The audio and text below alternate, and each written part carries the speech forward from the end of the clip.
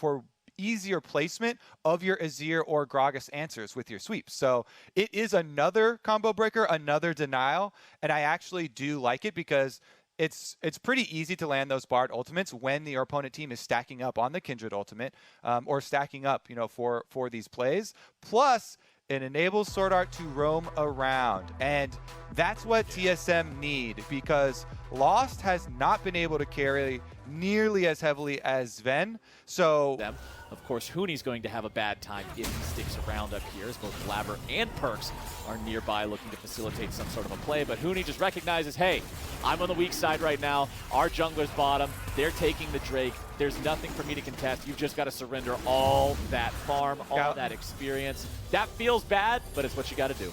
Galio ult is available too, so PoE heading up to defend Huni here is not a power play for TSM. TSM know that they are giving up. Ulti ready to go again, has to use it once more. He's chasing after Perks here, looking for a little bit more damage. The soldiers charge forward. Perks at 200 HP. Rest of the TSM squad is following up. Collateral damage finds him, but not quite enough to get the kill. Perks is running for his life, man. Get the hell out of town. Power of evil with the power of first blood. So Cloud9, they used that window to take away the blue buff, and TSM take away Cloud9's mid laner. PoE chases him down. They still have this Galio ultimate. You always constantly have to be looking and be wary of those possible plays. Fudge still increasing his CS lead on top side and pushing a big wave towards top. Power of Evil is nearly out of mana, and Cloud9 recognizes what that means. It means goodbye to the Azir in mid lane. Nicely done with the three-man collapse. They waste no time at all. And with that kill picked up and the plates following up after, Cloud9 has themselves a nice TSM focusing onto the Scuttle Crab here as it is closer to their players, so they'll secure that extra bit of control. Drake down to half HP, but in the middle of resetting. TSM continuing to walk forward. Cloud9's ready to go. Vulcan coming in. Beautiful three-man knock-up and 3 flashes instantly to get themselves away. Sword Art still dies. Sven takes the kill, and Cloud9, baby, they are getting things done here in this early game. That is a flank if I've ever seen one. Vulcan back at it again. He's got his ultimate still available too. Honestly, what an exceptional opening here for Cloud9. That affords them the dragon as well, and it up pops the Inferno. Important to remember that it was Spica, Lost, and Sword Art who all had to use their flashes to get away from that big flank from Vulcan, and they still got to wait a little bit longer here. Perks walking away after getting hit by the ulti from the Azir. Spica walking forward, wanting to find just a little bit more damage. They won't get enough to kill Perks, but they will get enough to take down the tier 1 in mid lane, which does some good work here for TSM to keep that gold closer. Gives them extra control over the mid lane as well, which is another advantage once that Drake does spawn. Power of Evil with 3/4 of the cooldown still left. Turns the game into TSM just have to attack one side of the Cloud9 teamfight attempt. And that probably looks like a Bard ultimate from Sword Art. They know Perks has no flash. Oh, here we go. Perks is stuck. Good ulti coming in from Sword Art, but now the counterattack from Cloud9. Fudge is looking to get something, but Perks is already down.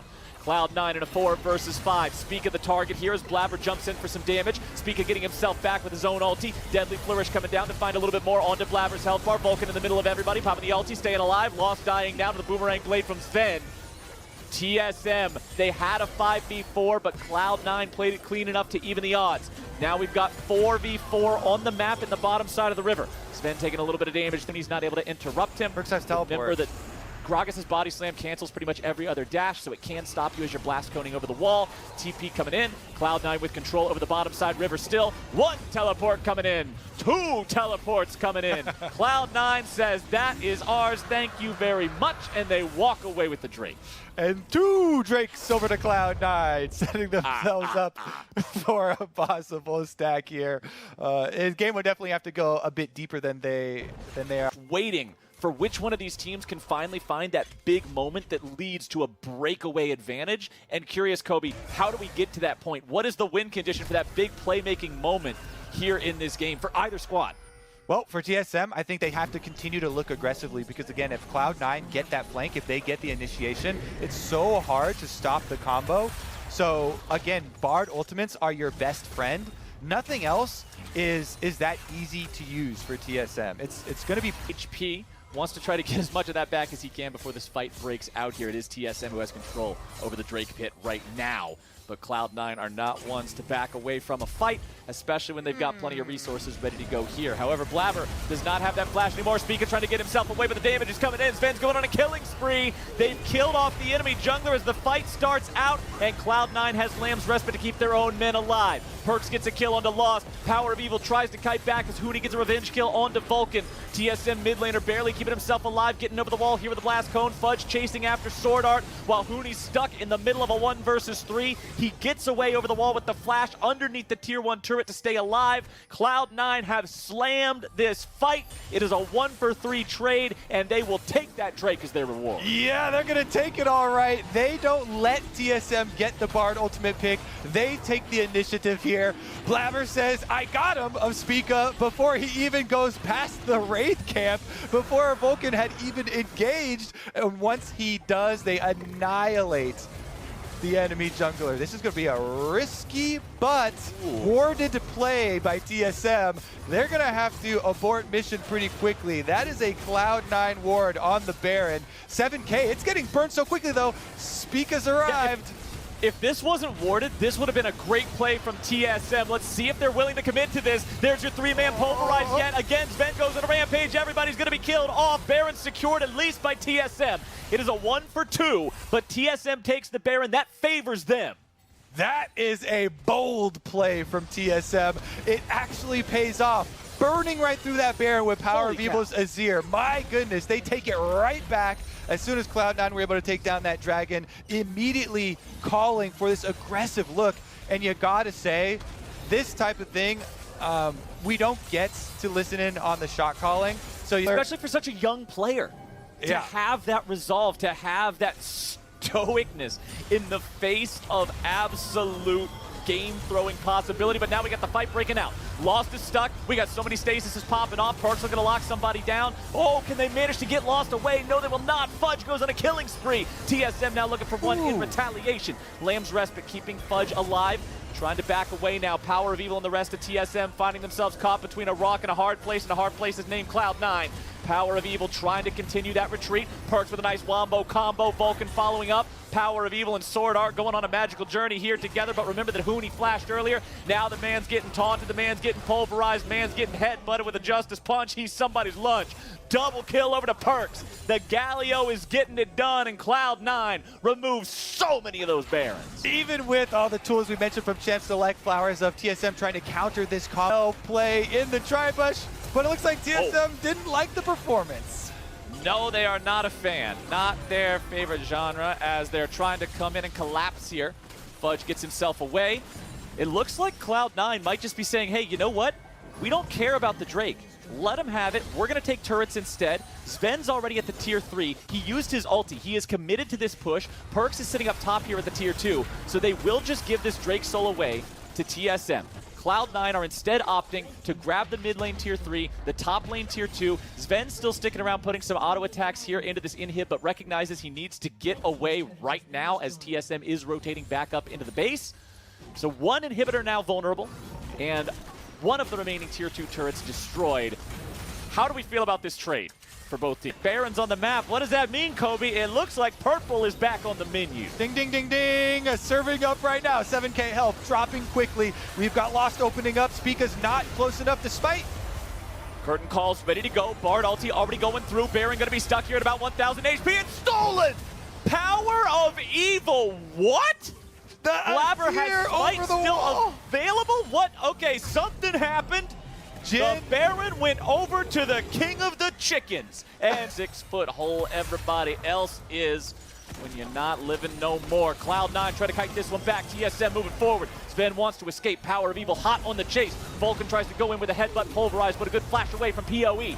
Nice follow-up with the Bard ulti. Blabber getting himself out there with a Gale Force as well. Tier 2 turret falls. TSM going big on this one, taking down the tier 2. However, what is this? It looks like a flank coming in from Fudge. Never mind, they're going to turn the fight right back around. Perks coming in, looking to keep Blabber alive. Power of Evil also going to be stuck here in that Lamb's Respite. Finally falls. TSM in a very bad place. Vulcan swooping in from the side. More damage pouring in. Lost is gone. Speaker running away. Knock up onto Huni, throwing him up into the air. Perks is on the front line, and the boy ain't stopping till all the bodies are dropping.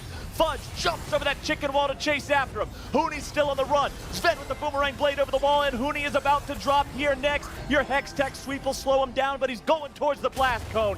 Drake's alive in 2 seconds, and Cloud9 should be able to take it unless they just want to end the game right here. They're already marching down mid. Inhibitor falls. They've got a minion wave coming up behind them. 30 seconds on Spica, 20 on Power of Evil and Lost. The minion wave is here. The ulti from Sivir to get the minions up there as quickly as possible.